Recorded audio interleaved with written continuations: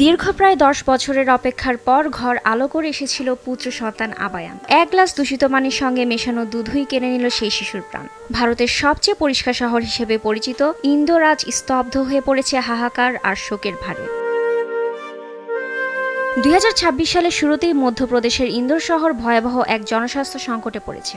ভগীরথপুরা এলাকায় খাবারের পানিতে পয় নিষ্কাশনের পানি মিশে যাওয়ার অভিযোগে ডায়রিয়া ও বমির মারাত্মক প্রাদুর্ভাব দেখা দেয়। এই ঘটনায় এখন পর্যন্ত অন্তত 8 থেকে 9 জনের মৃত্যু হয়েছে এবং 2 শতাধিক মানুষ অসুস্থ, যাদের মধ্যে 149 জন বর্তমানে 27টি হাসপাতালে চিকিৎসাধীন। ডিসেম্বরের মাঝামাঝি থেকে ভগীরথপুরা এলাকার বাসিন্দারা কলের পানিতে দুর্গন্ধ, তিক্ত স্বাদ ও অস্বাভাবিক রং লক্ষ্য করেন। স্থানীয় পৌরসভায় অভিযোগ জানানো হলেও কার্যকর ব্যবস্থা নেওয়া হয়নি। কোনো উপায় না পেয়ে অনেকেই সেই পানি রান্না ও পান করতে বাধ্য হন, আর সেখান থেকে বমি, ডায়রিয়া, জ্বর ও পানি শূন্যতায় একের পর এক মানুষ অসুস্থ হয়ে পড়েন। অল্প সময়ের মধ্যেই পুরো এলাকা পরিণত হয় পানি বাহিত রোগের মহামারীতে। এবার দূষিত পানির ভুক্তভোগী হয়েছে ভগীরথপুরার মারাঠি মহল্লার এক 6 মাস বয়সী শিশু। বৃহস্পতিবার সকালে চিকিৎসাধীন অবস্থায় মৃত্যু হয় শিশু আবায়ানের। শিশুটির মা সাধনা সাহু জানান, বাড়িতে সরবরাহ করা পানির সঙ্গে দুধ মিশিয়ে খাওয়ানোর পরই শিশুটির বমি ও ডায়রিয়া শুরু হয়। প্রথমে সরকারি হাসপাতালে, পরে বেসরকারি হাসপাতালে নিলে শিশুটিকে মৃত ঘোষণা করা হয়। শিশুর মায়ের কান্না এখন যেন পুরো এলাকার আর্তনাদ হয়ে উঠেছে।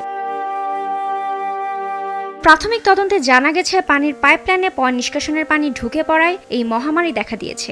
এই অভিযোগে এক জোনাল অফিসার ও এক অ্যাসিস্ট্যান্ট ইঞ্জিনিয়ারকে বরখাস্ত করা হয়েছে। পৌরসভার স্বাস্থ্য বিভাগ এলাকায় পরিষ্কার ও স্যানিটাইজেশনের কাজ শুরু করেছে। পানির জন্য ট্যাঙ্কার পাঠানো হয়েছে, আর সরকার চিকিৎসার সব খরচ বহনের আশ্বাস দিলেও অনেক রোগীর পরিবার অভিযোগ করছে, বাস্তবে সেই সহায়তা এখনো পুরোপুরি পাওয়া যাচ্ছে না।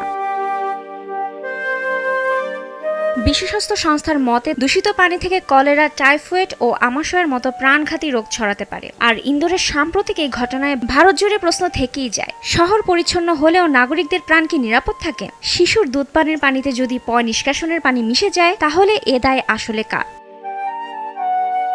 রুবায়েত তানজুম, দেশ টিভি।